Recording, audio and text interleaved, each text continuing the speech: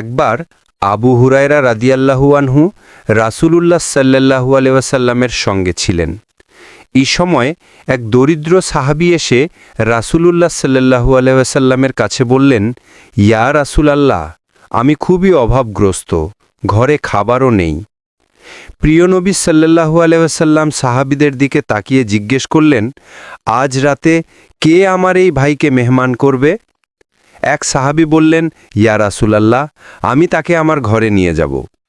তিনি সাহাবীকে নিয়ে নিজ বাড়িতে গেলেন, কিন্তু বাড়িতে গিয়ে দেখলেন তার নিজের ঘরেও শুধু 3টি খেজুর ছাড়া আর কিছুই নেই।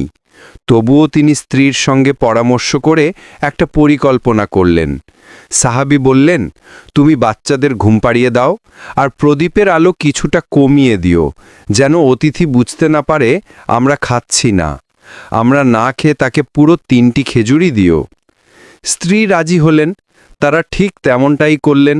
অতিথিকে সব খাবার দিয়ে তারা নিজেরা খাওয়ার অভিনয় করলেন এবং না খেয়ে উপবাসে রাত কাটালেন। পরদিন সকালে রাসূল সাল্লাল্লাহু আলাইহি সাল্লাম উক্ত সাহাবীদ্বয়কে দেখে বললেন, আল্লাহ তাআলা তোমাদের কাজ দেখে সন্তুষ্ট হয়েছেন এবং তিনি তা নিয়ে ফিরিস্তাদের সামনে গর্ব প্রকাশ করেছেন। এ উপলক্ষে কুরআনের আয়াত নাজিল হয়। আর যারা নিজেদের ওপর অভাব থাকা সত্ত্বেও অন্যকে অগ্রাধিকার দেয়, তারা সত্যিকারের সফলকাম। সূরা হাসর আয়াত 9।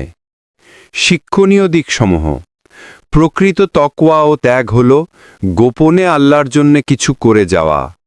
ভালোবাসা ও ভ্রাতৃত্বের মূল চেতনা হল একে অন্যকে নিজের চেয়েও অগ্রাধিকার দেওয়া।